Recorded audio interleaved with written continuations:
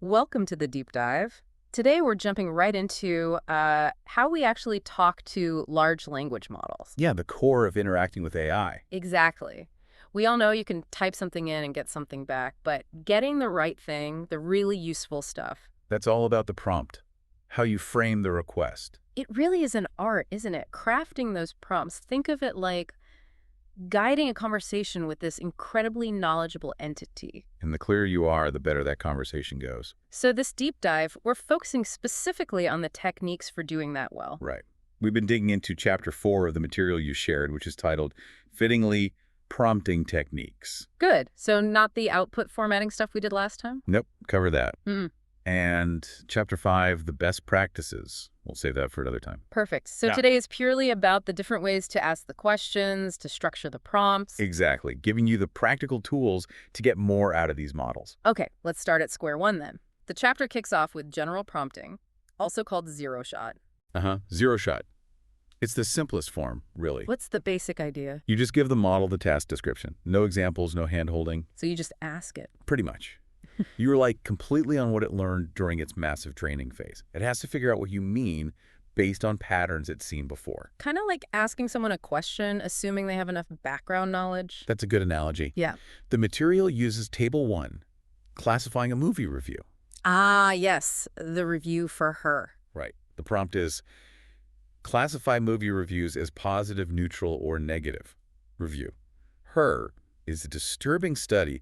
I wish there were more movies like this masterpiece. Sentiment. And the output.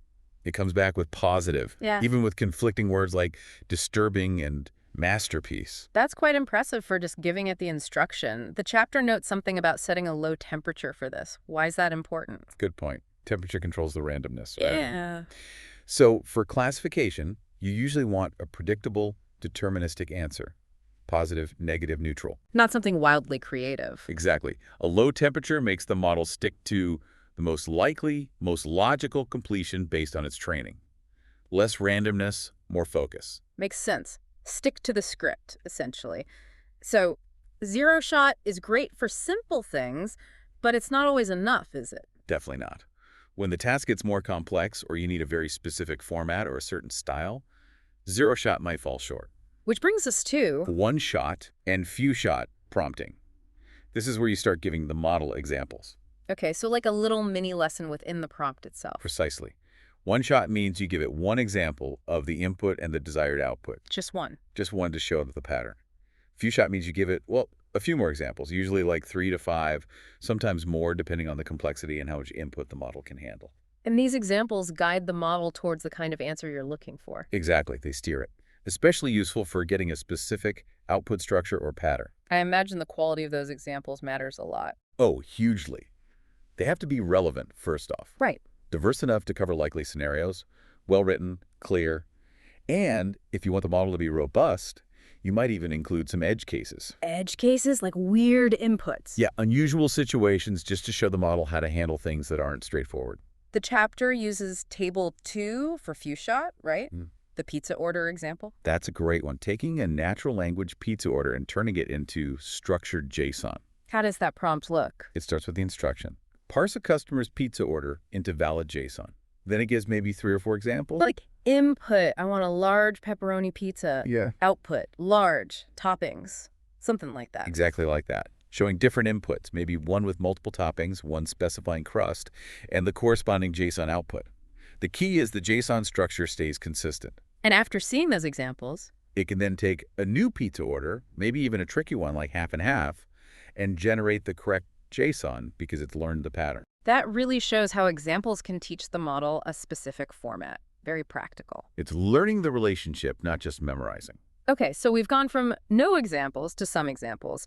Now the chapter groups 3 techniques: system, contextual, and role prompting. Let's break those down. First up, system prompting. What's that about? System prompting is like setting the ground rules for the whole interaction. It's a big picture. Yeah, the overall context, the main purpose. You might tell it, you are a translation model, or your task is to classify text. You can also specify output requirements here. Like in table 3, where the system prompt is just only return the label in uppercase. Exactly. And for that her review, it outputs negative, all caps. It's a global instruction for that session. And Table 4 takes it further, telling it to return JSON according to a schema. Right.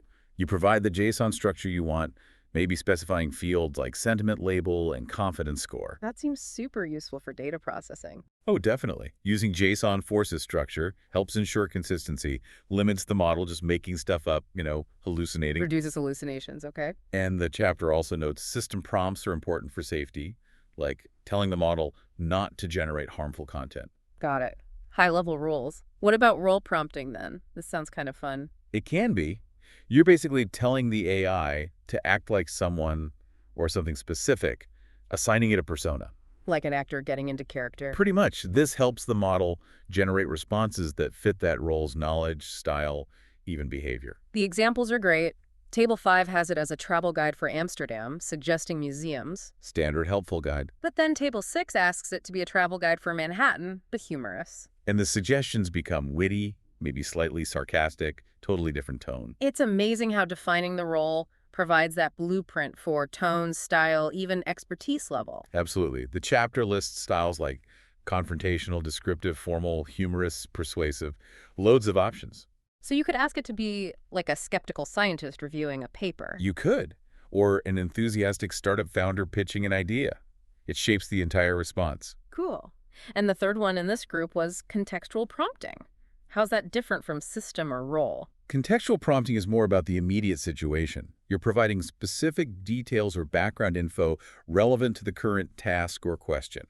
Not the overall rules, but the here and now. Exactly. While the system prompt sets the stage and the role defines the actor, the context prompt gives the specific scene details. Table 7 has the example of writing for a blog about retro 80s arcade games. Right, by stating that context first. Then asking for article topic suggestions makes the suggestions highly relevant, like top 5 beat-em-ups or the rise of Pac-Man fever. Precisely. Without that context, it might suggest articles about modern console games or mobile apps. The context grounds the AI in your specific current need. Okay, that clarifies the differences nicely. System for overall rules, role for persona, context for the immediate situation. You got it. All right, moving into some more advanced strategies now. Step back prompting. Sounds intriguing, taking a step back. That's basically it. The idea is to improve how the LLM handles complex tasks by first asking it a related but more general or high-level question. Why do that? It helps activate relevant background knowledge Yeah. and sort of primes the pump for reasoning. You get the model thinking about the broader concepts first. The chapter compares a direct prompt asking for a video game level storyline. Yeah, table 8. The result is okay, but maybe a bit generic. With the step back approach, Table 9 first asks a broader question. Based on popular first-person shooter action games, what are 5 fictional key settings for challenging levels? And the answers there are more creative underwater labs, derelict spaceships, that kind of thing. More evocative settings. Definitely. Then Table 10 shows taking one of those settings, say the underwater lab, and using that as context when you ask for the storyline again. And the result is a richer, more detailed story. Much more engaging, yeah. Because you first prompted it to brainstorm those high-level elements, those creative building blocks. So it's like brainstorming before writing. Makes sense. Okay, next up. Chain of thought. Co-strucking. Sounds like making the AI explain itself. That's a great way to put it. Chain of thought prompting gets the model to generate the intermediate reasoning steps it takes to reach an answer. Showing its work, like in math class. Exactly like that. It's especially useful for complex tasks that require logical steps or calculations. The chapter lists some pros. Easy to use, works with standard LLMs, gives us some insight into how it got the answer, Which is great for interpretability. and makes answers potentially more robust. But the con is longer outputs, right? More tokens mean more cost and time. That's the trade-off. But often, it's worth it for accuracy. The example in Table 11 is a math word problem. When I was 3, my partner was 3 times my age. Now I'm 20. How old is my partner? And a direct prompt often gets it wrong. Yeah, it might just guess or do a simple incorrect calculation. But Table 12 shows that just adding, let's think step by step, to the end of the prompt. Makes all the difference. The model then outputs the steps. Okay, when you were 3, your partner was 3, 3 equals 9 years old. The age difference is 9, 3 equals 6 years. Now you are 20, so your partner is 20 plus 6 equals 26 years old. And gets the right answer just by asking it to show the steps. Amazing. It forces that more deliberate reasoning process. Table 13 then shows single-shot SOTI, giving one example of the thinking process. Right. Providing an example makes it even clearer what kind of step-by-step reasoning you want. And this isn't just for math, no. Not at all. Code generation, synthetic data creation, anything where breaking down the problem helps. It forces the model to slow down and articulate its logic. Okay. Building on that, self-consistency. This sounds like asking multiple times. Oh, kinda, yeah. It's about improving reliability. You take a prompt, often a chain of thought prompt, and you run it multiple times. Why multiple times? You usually increase the temperature slightly, encouraging slightly different reasoning paths or ways of thinking about the problem. Introduce a bit more variety in the thought process. Exactly. Then you look at all the final answers generated across those different runs. You pick the answer that appears most often. It's like taking a majority vote over several reasoning attempts. The example in Table 14 uses email classification, an ambiguous email. Right. With some sarcasm. Running the same zero-shot caught prompt multiple times might yield important sometimes and not important other times. Because it's tricky to interpret. So self-consistency says, run it, say, 5 times. If not important comes up 3 times and important twice, you go with not important as the more consistent answer. It smooths out the randomness and makes the final result more robust. Precisely. It's a way to get a more reliable answer when the reasoning might be a bit fuzzy or the model's output slightly variable. Interesting. Then there's Tree of Thoughts, 2T. The name implies something more complex than a linear chain. It is. Tree of Thoughts generalizes chain of thought instead of just one path of reasoning. It explores multiple paths. Yes, simultaneously. It branches out, like exploring different limbs of a tree. Figure 1 in the chapter shows this visually. COTI is a line. COTI is a branching structure.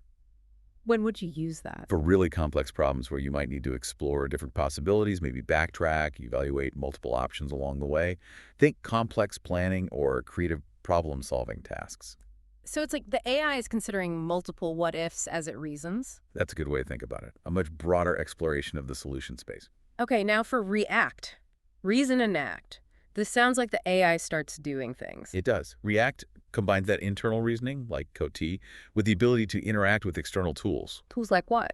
Search engines, code interpreters, calculators, databases. Yeah. Basically, giving the AI access to the outside world or specific functionalities. Wow, so it can look things up or run code. Exactly. It mimics how humans solve problems. We think, I need to know X. Then we search online, we ask someone, we do a calculation, then we take that result and continue thinking. That's the thought-action loop described. Yes. Reason, plan action, perform action, observe, result, update, reasoning, repeat. The example is figuring out how many kids the members of Metallica have. Right. Code snippet 1 shows the Python setup using LangChain, and snippet 2 shows the output. And the AI doesn't just guess. No way. It generates thoughts like, I need to find the current members of Metallica. Then it performs an action. Search, current members of Metallica. It observes the result, then thinks, okay, now I need to find the number of children for James Hetfield. Action. Search. How many children does James Hetfield have? And so on for each member. That's incredible. It's actively gathering information using external tools to answer the question. It's a huge step towards more capable autonomous agents that can interact with information systems. Definitely requires more setup, though, managing the tools and prompts. True, it's more involved than simple prompting, but incredibly powerful. Okay, almost there. Automatic Prompt Engineering, ATU. Using AI to write prompts for AI. That sounds very meta. It is pretty meta. Yeah. But also very practical. APE techniques basically use an LLM to help generate and refine prompts automatically. How does that work, generally? You might prompt a model like, generate 10 different ways to ask for X. Then you evaluate those generated prompts, maybe see how well they perform on some test cases, and pick the best one. Table 15 shows using Gemini Pro to generate variations for ordering a Metallica t-shirt. Yeah, things like, I want a Metallica tee, size S. Get me one small Metallica shirt. Need an S-size Metallica t-shirt. It helps create diverse training data for, say, a chatbot. So it automates some of the tedious prompt iteration work. Exactly. Can save a lot of time and potentially discover prompts you wouldn't have thought of. Finally, code prompting. Makes sense LLMs would be good at this. They're surprisingly versatile with code. The chapter covers a few angles. Like writing code. Yep.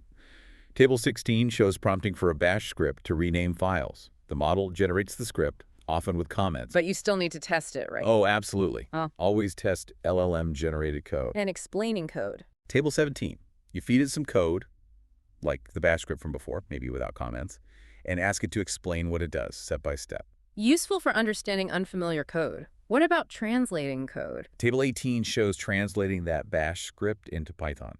Very handy for migrations or learning new languages. And debugging, that's often the hardest part. For sure. Snippet 3 shows broken Python code. Snippet 4 shows the error message. And Table 19 shows feeding both the code and the error into a prompt, asking the LLM to debug it. Right. And the model not only finds the error, like an incorrect variable name, but often suggests improvements, like adding error handling or making it more efficient. That's a powerful assistant for developers. Definitely. And the chapter mentions multimodal prompting using images, etc., but notes that's a whole other topic. Wow. Okay, that was a whirlwind tour through a lot of prompting techniques, from just asking the zero shot. All the way to complex strategies like React, where the AI uses tools, and even APE, where it helps write its own prompts. It's really clear that how you ask makes a massive difference in what you get back. It's not just typing, it's strategic communication. Absolutely. Mastering these techniques really unlocks the potential of these models. It's about becoming a more effective collaborator with the AI. So for everyone listening, the big takeaway from diving into Chapter 4 is try these out, experiment. Yeah, get your hands dirty, use your own documents, your own questions, and see what works best for you. Play around with zero shot, few shot, roles, context, COTT. See how the outputs change. It's the best way to get a feel for it. And definitely tune in for our next deep dive. We'll be tackling Chapter 5 from the material, focusing on the best practices to tie all this together. Looking forward to that one. So as we wrap up, here's something to think about. Now that you've got this toolkit, this arsenal of prompting techniques, how might you approach your own information sources differently? Good question. How can you use these methods step back, chain of thought, maybe even React if you're coding, to uncover insights you might have missed before? How can you have a deeper conversation with your data?